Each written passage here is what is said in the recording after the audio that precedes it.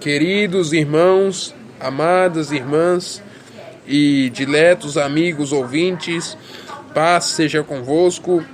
Quem vos saúda é o vosso irmão em Cristo, Jonathan Ricardo Dias. Venho trazer aqui uma rápida exposição da palavra em São Mateus capítulo 24, lembrando que não estamos ao vivo, é apenas uma gravação, será editada e depois irá ao ar.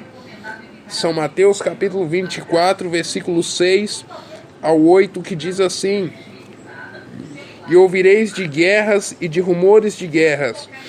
Olhai, não vos assusteis, porque é necessário que isso tudo aconteça, mas ainda não é o fim, porquanto se levantará reino contra reino, nação contra nação. Inverti aqui.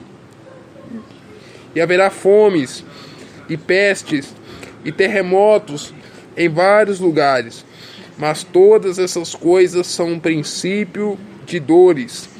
Quero ler aqui no capítulo 24 ainda, versículo de número 30, 32, 31 ou 33. E ele enviará os seus anjos com rijo clamor de trombeta. Aliás, eu tive pregando sobre essa passagem esses dias. Os quais ajuntarão os seus escolhidos desde os quatro ventos, de uma a outra extremidade dos céus. Aprendei, pois, esta parábola da figueira. Quando já os seus ramos se tornam tenros e brotam folhas, sabeis que está próximo o verão. Igualmente, quando virdes todas estas coisas, sabei que ele está próximo às portas. Jesus falava de si mesmo aqui, que ele estava próximo. Quando a figueira aqui, como eu já comentei, uma geração vai até 70 anos, seria mais ou menos até 2027, 2028, que seria o calendário profético envolvendo o Estado de Israel. Mas é algo muito complexo, há vídeos meus que eu explico isso, e a palavra diz que o Senhor Jesus em breve, ele ajuntará os seus escolhidos, ele já está juntando. Na verdade, esse versículo não se refere ao arrebatamento, esse versículo se refere ao ajuntamento da igreja remanescente. Estamos passando por uma situação no país, no mundo inteiro, em que tem sido impedido qualquer lugar, né? Qualquer lugar, inclusive está passando na TV, qualquer lugar está sendo impedido de se aglomerar pessoas. As igrejas estão fechando, os pastores estão com certo medo. Sabemos que isso é cumprimento da profecia bíblica. E Deus ele providenciou o Facebook, o WhatsApp, o Instagram, o YouTube como meios de divulgarmos o Evangelho. Tem quem diga que o Instagram, YouTube, Facebook é do diabo. A gente só dá ao diabo aquilo que não é de direito dele, a gente dá para ele. A gente fica dando coisas que não é de direito dele, que ele não tem direito sobre. E aqui Deus está chamando a sua igreja remanescente, porque nesse tempo agora vai começar a apertar. Agora vai começar a apertar e não teremos igrejas físicas. Os templos estarão fechados. Há um vídeo meu de maio de 2018 que eu conto visões que o Senhor me confiou. E numa delas eu via pessoas correndo pelas estradas, sendo perseguidas. Isso no ano de 2017. Amados, Jesus está voltando. Nunca foi tão atual.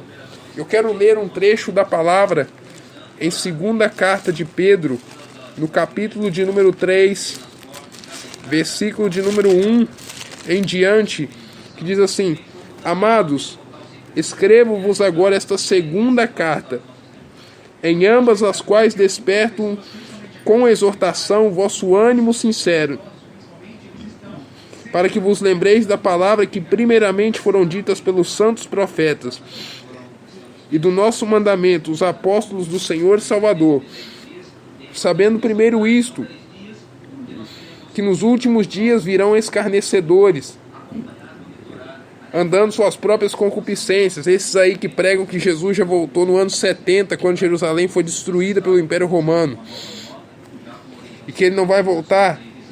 Alguns até chegam a dizer uma blasfêmia que ele está morto, e que reencarnou num porto-riquenho aí, que já até faleceu, e dizendo: onde está a promessa da sua vinda? Porque já desde que os pais dormiram, todas essas coisas permanecem como desde o princípio da criação. Eles voluntariamente... E aí vai dizer sobre a criação, o juízo de Deus sobre os anjos, sobre Noé. E no versículo 8, Pedro vai dizer assim: mas amados, não ignoreis as coisas. Uma coisa, que um dia para o Senhor é como 1000 anos, e 1000 anos como um dia. Em 2030, amados, fariam 2 dias proféticos de Oséias 6:2 ou 6:3, que Jesus ressuscitou. Jesus ressuscitou por volta do ano 30. Em 2030 fariam 2000 anos. E fiquemos muito atentos com essa data. E aí então se encaixa esta palavra de Mateus 24. É o princípio das dores. Ainda não é o fim. Por que eu defendo tanto a tese de 2030? Por que eu defendo essa linha de pensamento? Por que eu defendo que a igreja vai passar por metade da grande tribulação? Amados, temos vivido um tempo muito difícil. Temos vivido um tempo trabalhoso. Para vocês terem uma ideia, eu queria até ir num culto hoje, por questão de prevenção. Eu tive que ficar em casa. Não é que eu preferi ficar em casa, eu tive que ficar em casa por prevenção. Aqui no estado de São Paulo, saiu uma lei que as igrejas, no mundo em geral, né? A lei que as igrejas estão proibindo os membros de frequentarem cultos para evitar aglomerações. Sabemos que tudo isso é cumprimento da Escritura, que a igreja teria que se reunir nas casas nos últimos dias, e logo depois virá outra etapa da perseguição, que é a perseguição dentro dos lares.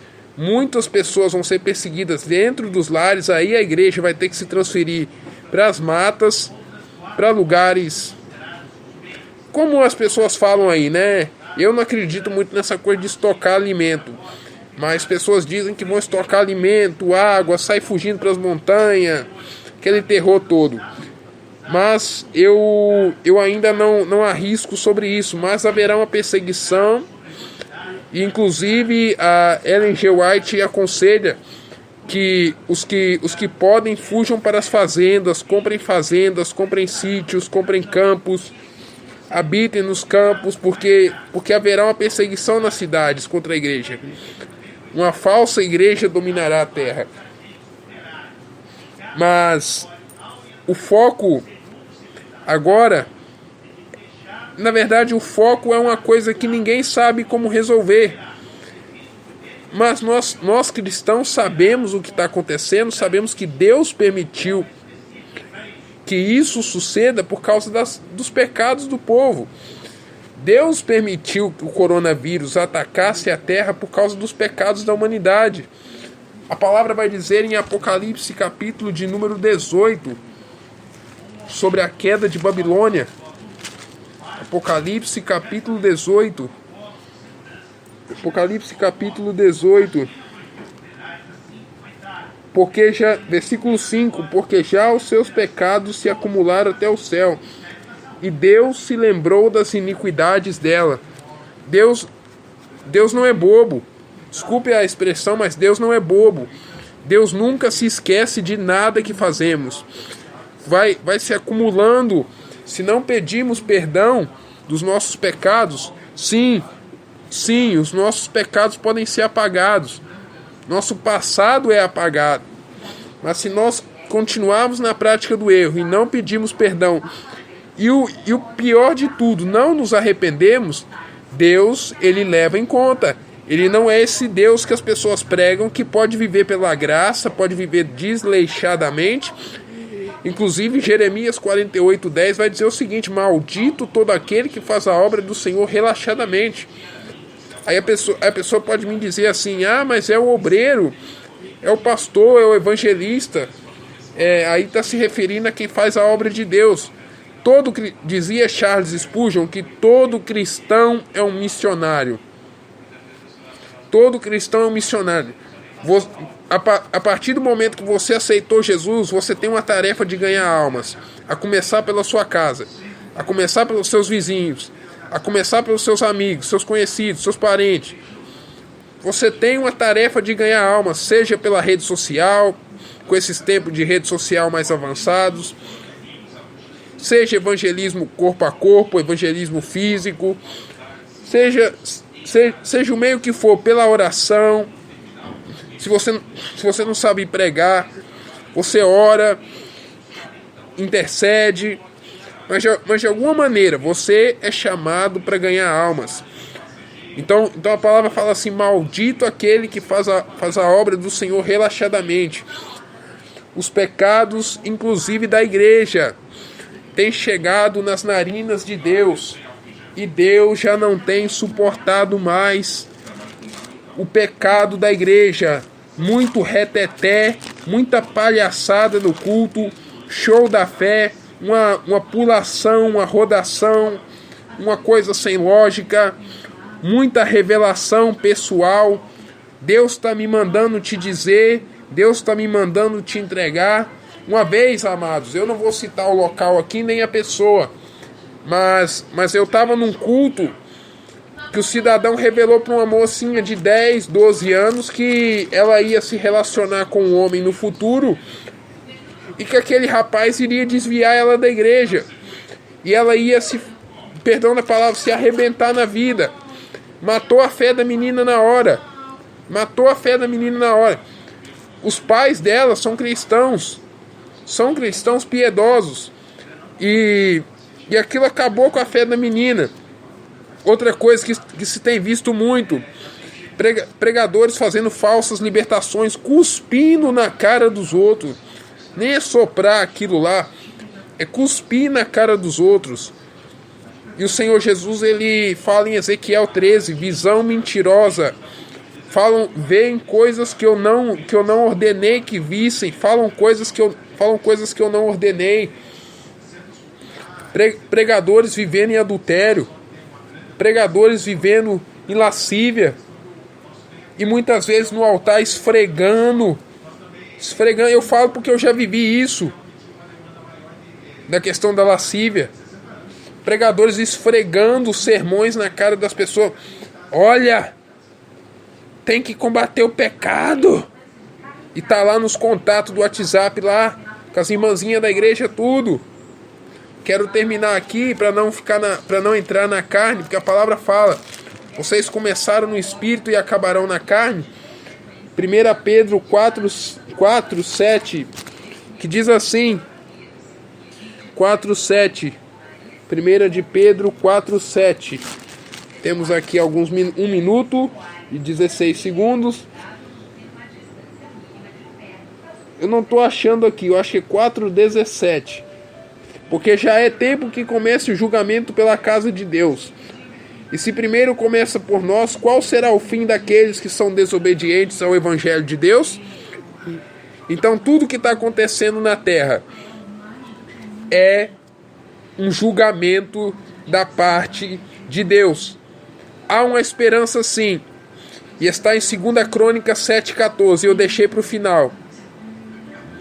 Se o meu povo, que se chama pelo meu nome, se humilhar e orar e buscar a minha face e se converter dos seus maus caminhos, então eu ouvirei dos céus, perdoarei os seus pecados e sararei a sua terra. É tempo da igreja se arrepender. É tempo da igreja botar os joelhos no chão, a boca no pó e clamar por misericórdia, nem esperança. Tem crentes que não sabem nem o que é orar, foram mal discipulados. Acorda, igreja. Jesus Cristo está voltando. A paz do Senhor.